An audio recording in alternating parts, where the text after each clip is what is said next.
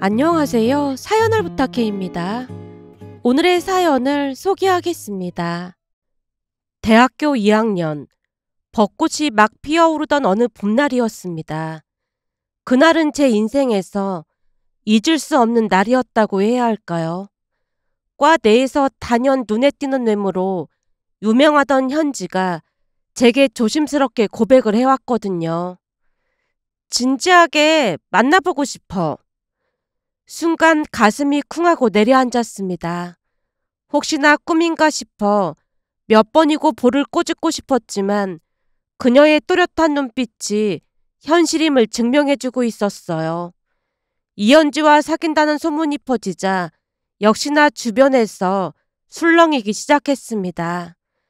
그중 가장 먼저 반응한 건 절친 용진이었어요. 함께 밥을 먹던 중 용진이가 뜬금없이 말을 꺼냈습니다. 이래서 끼리끼리라는 말이 있는 거라니까. 끼리끼리라니? 의아해하며 물었더니 용진이가 제 얼굴을 찬찬히 살피면서 대답했어요. 너 기분 좋은데 이런 말하기 좀 그렇지만 만약 네 얼굴이 나처럼 오징어였어 봐라. 콧대 높은 현지가 거들떠 보기나 했겠어? 준서 너 정도 얼굴이나 되니까 먼저 고백을 해온 거지. 그 말에 제가 웃으며 손사래를 쳤습니다. 넌 무슨 그런 말을 하고 그러냐?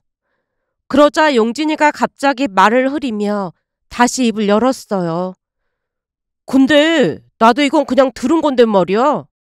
무슨 얘기인지 궁금해진 제가 용진이를 뚫어져라 바라보며 다그쳤습니다. 왜? 무슨 일인데 그래? 사실 우리 과에서 현지랑 수빈이가 라이벌? 그런 구도잖아. 물론 현지가 더 예쁘긴 한데 수빈이는 뭐랄까? 화려하진 않지만 남자들의 첫사랑 같은 느낌? 남자들이 은근히 좋아하는 스타일이잖아. 제가 고개를 끄덕였는데요. 청순한 분위기, 조용한 미소, 그게 수빈이의 매력이었거든요. 현지는 눈에 확 띄는 스타일이고 수빈이는 흰 블라우스에 청바지만 입어도 빛나잖아. 그렇긴 하지. 그래서 수빈이 인기가 어마어마하잖아. 바로 그거야. 현지가 그걸 의식하고 있는 것 같더라고. 현지가 수빈이를 견제하고 있다는 걸 다들 눈치채고 있었거든. 견제라니? 현지도 충분히 예쁜데 견제할 이유가 뭐가 있어? 그건 우리 생각인 거고 여자들은 자기보다 예쁘고 남자들한테 인기 많은 애 보면 견제하고 그런다잖아. 근데 말이야, 이건 나도 들은 얘기니까 오해는 하지 말고 들어. 다시 멈칫하는 용진이의 눈빛을 보며 답답함이 쌓여갔습니다. 대체 뭔데 그래? 제가 다그치자 용진이가 조심스럽게 입을 뗐어요. 들어보니까 수빈이가 널 마음에 두고 있었대. 수빈이가? 에이, 설마. 그럴 리가 없잖아. 말도 안 된다는 듯 웃었지만 용진이가 단호하게 고개를 저었습니다. 가진 자의 여유라는 말 들어봤지? 넌 잘 모르겠지만 네가 얼굴도 잘생겼지, 키도 크지. 거기다 성격도 좋지. 여자들 사이에서는 인기 진짜 많아. 근데 너가 둔해서 잘 몰랐던 것뿐이야. 수빈이가 너한테 고백하려고 한다는 걸 현지가 듣고는 부랴부랴 먼저 선수를 친 거라면서 애들이 수근거리더라고. 물론 이건 그냥 소문일 뿐이니까 너무 신경 쓰지 말고 그냥 참고만 해. 용진이의 말에 할 말을 잃고 말았는데요. 대체 이게 다 무슨 일인가 싶었거든요. 솔직히 저는 그 말이 전혀 와닿지 않았습니다. 그도 그럴 수밖에 없었던 것이 고등학교 시절의 제 모습은 지금과는 너무도 달랐으니까요. 늘 책상에만 앉아있다 보니 공부는 잘했지만 과체중의 여드름투성이 얼굴로 친구들 사이에서는 찐따 소리 듣기 일쑤였습니다. 심지어 할머니까지 걱정하셨을 정도였으니까요. 할머니 댁에 들를 때마다 제 얼굴을 뚫어져라 바라보시곤 땅이 꺼져라 한숨을 내쉬며 장난스레 말을 했어요. 아니 애미 임신했을 때 엄마 닮으라고 그렇게 기도했건만 하필이면 준서가 애비를 닮다니 이게 무슨 말도 안 되는 소리야. 어릴 때는 엄마 판박이었는데 갈수록 왜 애비를 닮아가냐 그 말이야. 그 말에 우리는 항상 웃음을 터뜨리곤 했는데요. 할머니와 아버지가 판박이처럼 닮았거든요. 그러다 보니 저는 자연스레 아버지를 닮았다고 생각하고 살았습니다. 하지만 그에 따른 불만은 딱히 없었어요. 우리 가족은 할머니를 중심으로 언제나 웃음이 끊이지 않는 화목한 가족이었으니까요. 그러다 대학에 합격하고 누나의 손에 이끌려 헬스장에 다니기 시작했습니다. 식단 조절과 운동을 병행하자 신기하게도 얼굴의 여드름이 조금씩 가라앉기 시작했고 살도 빠지기 시작했어요. 그러던 어느 날은 누나가 소개해준 미용실에서 머리 스타일까지 바꾸고 나니 거울 속에는 예전에 저와는 완전히 다른 사람이 서 있었습니다. 볼수록 엄마와 누나를 쏙 닮은 모습이었어요. 완전히 바뀐 제 모습을 보며 할머니께서 눈물까지 보이며 좋아하셨으니 그 변화가 어느 정도였을지 짐작이 되실 겁니다. 하지만 고등학교 때 워낙 찐따처럼 살았다 보니 친구들이 제게 잘생겼다고 아무리 말을 해도 전혀 와닿지가 않았어요. 그런 와중에 과에서 제일 예쁘다는 현지와 수빈이까지 저를 좋아한다는 말이 믿어질 리 없었습니다. 그때 당시에는 현지에게 고백을 받았다는 사실만으로도 세상을 다 가진 것 같은 기분이었어요. 매일이 특별했고 모든 날들이 선물처럼 느껴졌으니까요. 하지만 지금아 돌이켜보면 그때 용진이의 말을 새겨듣지 않아 꽤 큰 대가를 치렀다고 해야 할까요? 그때 저는 너무 들떠 있었고 현실보다는 환상 속에서 살고 있었던 것 같습니다. 연인이 된 초반 저는 말 그대로 올인했다고 해도 과언이 아니었어요. 어떻게든 잘해주고 싶어서 그리고 현지를 웃게 해주고 싶어서 제 시간, 마음, 그리고 돈, 심지어 자존심까지 아낌없이 쏟아 부었거든요. 솔직히 말하자면 그때의 감정은 사랑이라기보다는 예쁘고 화려한 이현지가 여자친구라는 사실 자체에 취해 있었던 것 같습니다. 어디를 가든 주변에서 우리를 향해 선남선녀라며 칭찬을 쏟아냈고 그럴 때마다 어깨가 으쓱해졌거든요. 특히 현지는 눈에 띌 정도로 옷을 잘 입는 스타일이다 보니 길을 걷다 보면 시선이 자연스럽게 그녀에게 꽂히곤 했습니다. 그러다 보니 어느 순간부터 모든 게 그녀 중심으로 돌아가기 시작했습니다. 데이트 장소나 시간도 모두 현지의 말 한마디에 맞춰졌어요. 자기야, 나 이 카페 가보고 싶어. 하면 그날 당장 그곳으로 향했어요. 나 저 옷 꼭 사야겠어. 그러면 제 통장 잔액을 계산하느라 머리가 복잡해졌지만 그때는 그게 당연하다는 생각이 들었는데요. 예쁜 여자친구를 사귀는 것에 대한 대가라는 생각마저 들었으니까요. 좋아하니까 해주는 게 당연하다고 여겼지만 지금 돌아보면 그건 사랑이 아니라 일방적인 맞춤이었습니다. 그리고 어느 순간부터 현지에게 끌려다니고 있다는 생각이 서서히 그러나 확실하게 가슴 어딘가에서 꿈틀대기 시작했습니다. 시간이 지나면서 제 안에 쌓이던 무언가가 서서히 무너져 내리기 시작했거든요. 처음에는 사랑이란 이름으로 현지를 위해 모든 걸 맞춰주려 애썼지만 그 노력은 어느새 부담이 되어 저를 짓누르고 있었어요. 무엇보다 대학생이라는 현실적인 한계가 컸습니다. 용돈만으로는 감당할 수 없었고 아르바이트를 병행하며 버텨보려 했지만 현지의 기준을 맞추기에는 늘 금전적으로 문제가 있었어요. 사랑을 확인하는 방식이 왜 늘 돈일까라는 의문이 들긴 했지만 그때는 그저 제가 부족한 탓이라고만 생각했습니다. 그러던 어느 날은 집에서 쉬고 있는데 누나가 조용히 제 방으로 들어왔습니다. 언제나처럼 장난기 가득한 얼굴일 줄 알았는데 그날은 조금 달랐다고 해야 할까요? 표정이 꽤나 진지해 보였거든요. 준서야, 너 진짜로 여자친구 좋아하는 거 맞아? 거기다 현지도 너를 좋아하는 게 맞긴 한 거야? 갑작스런 질문에 제가 당황한 채 되물었습니다. 그게 무슨 소리야? 누나가 제 눈을 똑바로 바라보다 말을 이어갔습니다. 너 요즘 누나한테 돈도 자주 빌려가고 그러잖아. 그게 다 데이트 비용 때문에 그런 거 아니야? 그 말에 제가 말끝을 흐리며 고개를 끄덕였어요. 오, 맞아. 누나가 잠시 숨을 고르고는 조심스럽지만 단호하게 입을 뗐어요. 대학생인데 돈을 그렇게 많이 써대는 건 조금 문제가 있지 않을까? 원래 진심으로 사랑하는 사이라면 사랑하는 사람 힘들게 하지 않거든.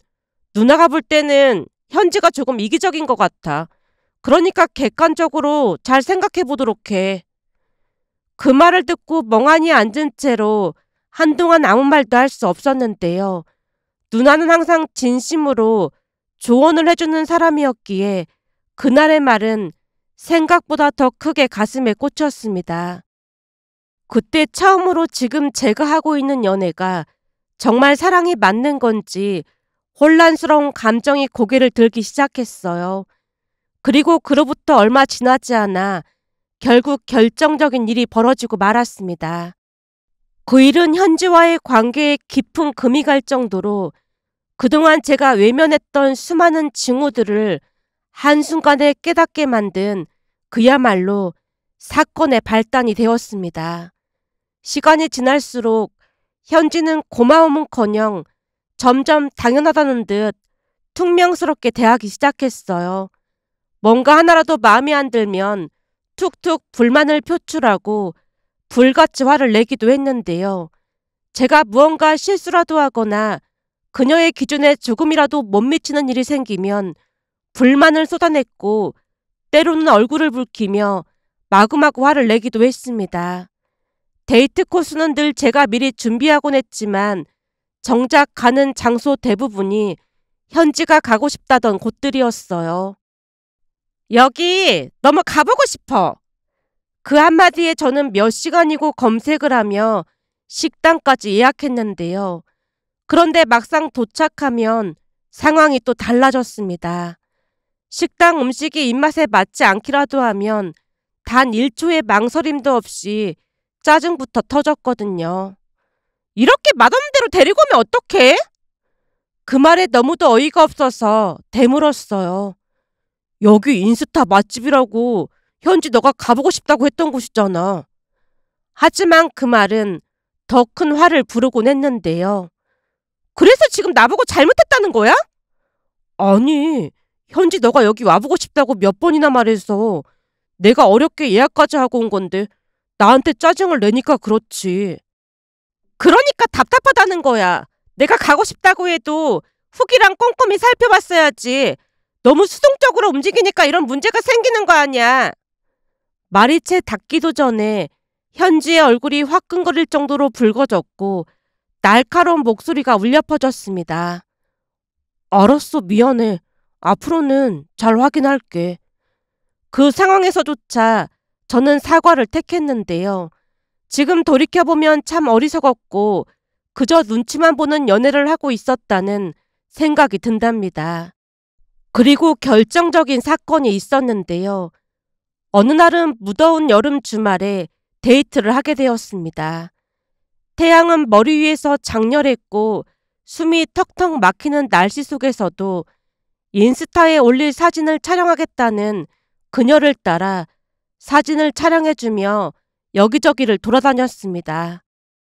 그러다가 미리 알아본 식당으로 그녀를 이끌었지만 하필이면 그날 그 식당이 재료 소진으로 조기 마감을 했다고 했어요. 평소 같았으면 늦은 시간이 아니었기에 당황스러울 수밖에 없었습니다. 결국 조심스럽게 그녀의 눈치를 살폈어요. 우리 다른 데로 갈까? 그 말이 끝나기 무섭게 돌아온 현지의 반응은 충격 그 자체였어요. 내가 잘 알아보라고 몇 번이나 말했잖아. 매번 왜 이렇게 답답하게 하는 거야? 혹시 일부러 나 짜증나게 하려는 거야? 대체 뭐 하나 잘하는 게 없어. 더운데 짜증나 죽겠네 진짜. 현지 입에서 들릴 듯 말 듯 가볍게 욕설까지 튀어나왔는데요. 그 순간 가슴 속에서 분노가 치밀어 올랐습니다. 결국 잠시 입을 꾹 다물고 있던 제가 조용히 하지만 분명한 목소리로 말을 꺼냈습니다. 현지야, 우리 그만하자. 그만하자니! 그만 만나자고. 현지가 눈을 동그랗게 뜨며 되물었습니다. 아니 고작 이런 것 때문에 헤어지잔 말이야? 난 네 감정 쓰레기통이 아니야. 요즘 너랑 있으면 행복한 게 아니고 내내 불안하고 짜증만 나. 그러니까 우리 그만하자. 그 말을 남기고 돌아서려던 순간 현지가 버럭 소리쳤습니다. 야, 박준서! 나도 헤어지고 싶은 거 꾹 참고 있었어. 그러니까 우리 헤어져. 분명히 말하지만 내가 차인 게 아니고 내가 널 찬 거야. 알았어?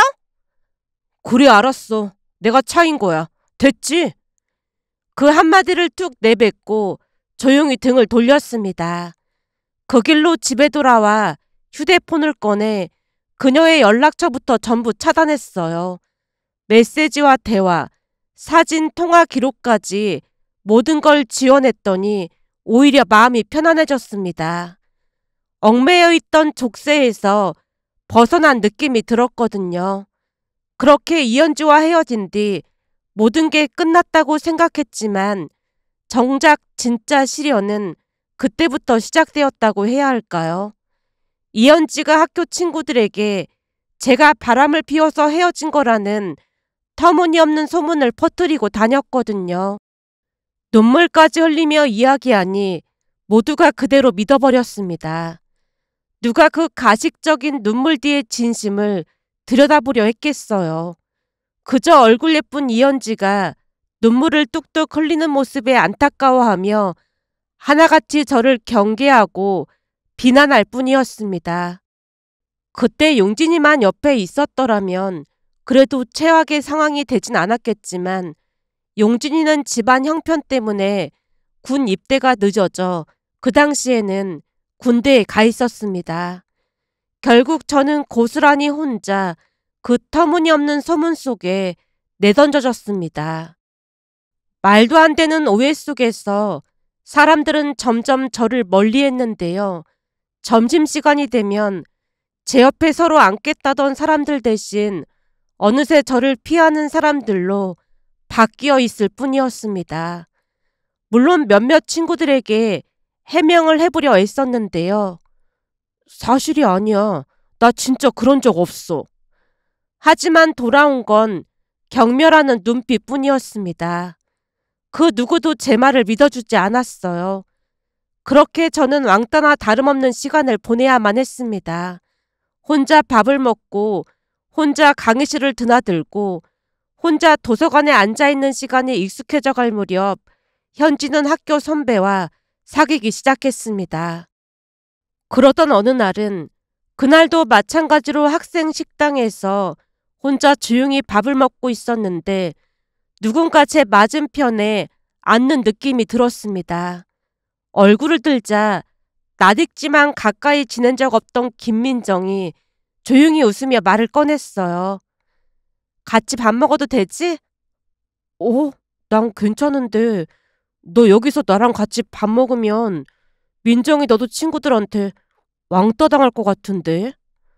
난 괜찮아. 어차피 지금도 친한 친구 없거든.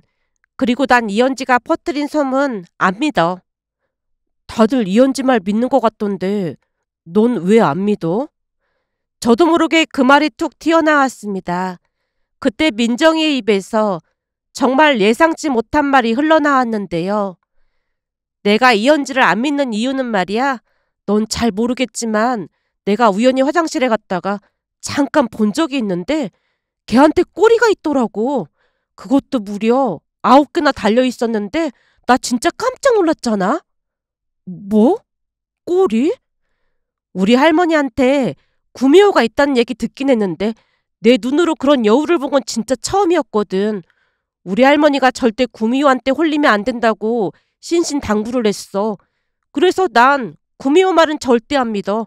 원래 구미호는 사람들을 잘 속이고 위장 능력이 아주 뛰어나거든. 너무도 진지하게 구미호 이야기를 하는 민정이 얼굴을 바라보다가 그만 저도 모르게 웃음이 터져 나왔습니다. 그날 이후 우리는 자연스럽게 함께 다니게 되었고 시간이 지나면서 민정이의 매력을 하나 둘씩 발견해 갔습니다. 사람들은 우리를 보고 수군거렸지만 민정이는 그조차도 유쾌하게 받아들였어요. 어느 날 햇살 가득한 캠퍼스 벤치에 나란히 앉아 있을 때 민정이가 먼저 입을 열었습니다. 준서야, 사람들이 우리 둘이 사귄다고 막 수군대는 거 알아? 나도 듣긴 했어.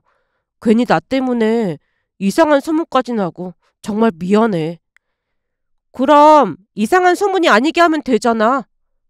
그게 무슨 소리야? 넌 그런 눈치로 구미호랑 어떻게 사귄 거야? 그러니까 요게 이현지한테 제대로 당한 거지. 너 자꾸 놀릴 거야? 암튼 내 입으로 이런 말 하기 좀 그렇지만 소문이 아닌 진짜로 만들어야 하니까 이참에 우리 둘이 사귀자. 그럼 헛소문이 아닌 게 되잖아. 말끝마다 헛기침을 하며 손가락을 베베 꼬는 민정이의 모습에 또다시 웃음이 터졌습니다. 그녀는 참 이상한 사람이었어요. 엉뚱하면서도 진지했고 조용히 사람의 마음을 들여다보는 따뜻한 시선을 지녔다고 해야 할까요?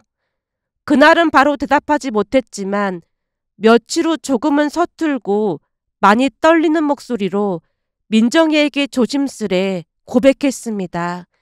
그렇게 우리는 진짜 연인이 되었습니다. 그렇게 우리는 학교 다니는 내내 항상 붙어 다녔습니다. 서로에게 너무 자연스러운 일상이 되어 있었고 시간이 지나면서 양가 부모님도 우리 관계를 알게 되었어요. 그리고 취업 후 얼마 뒤 결혼 이야기가 오갔고 망설임 없이 결혼식을 올렸습니다.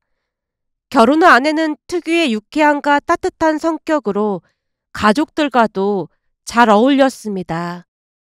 어느 날은 본가로 오라는 말에 가봤더니 할머니와 엄마 그리고 아내와 누나까지 거실에 나란히 누워서 얼굴에 팩을 하고 있는 게 아니겠어요? 아니 다들 뭐하고 있는 거야? 그러자 할머니가 누워있는 채로 고개만 살짝 돌렸습니다. 민정이가 엄청 좋은 팩을 가지고 와서 팩하고 있잖니. 민정이 말로는 이 팩하고 나면 10년은 젊어진다고 하길래 다 같이 하고 있는 거야. 그 말에 제가 피식 웃음을 터뜨렸고 아내가 재빨리 할머니를 말렸습니다. 할머님, 자꾸 말하시면 팩 떨어지니까 고개 돌리지 말고 아무 말도 하지 마세요. 알았어.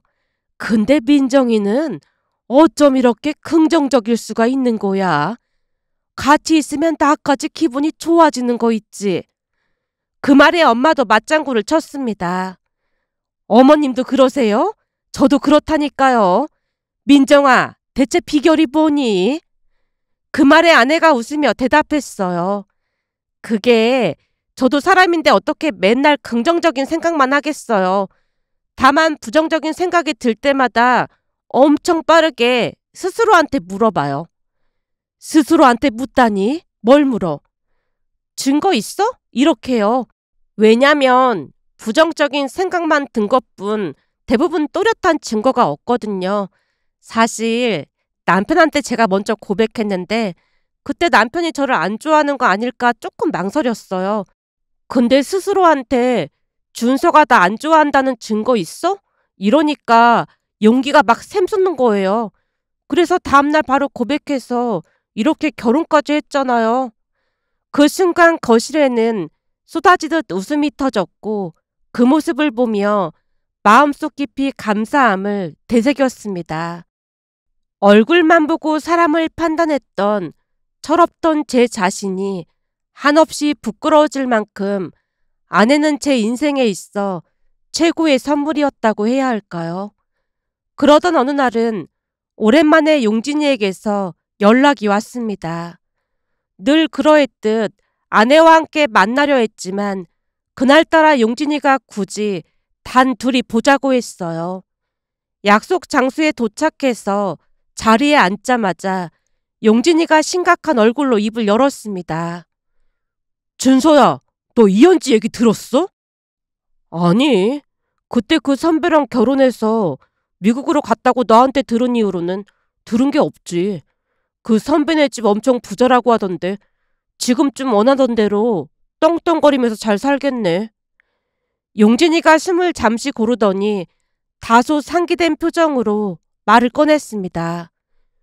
준서야, 너 놀라지 말고 들어. 곧 용진이 입에서 도무지 믿어지지 않는 말이 터져나왔어요. 이현지 말이야. 지금 혼자 한국에 들어왔대. 아니지. 애기랑 같이 왔지?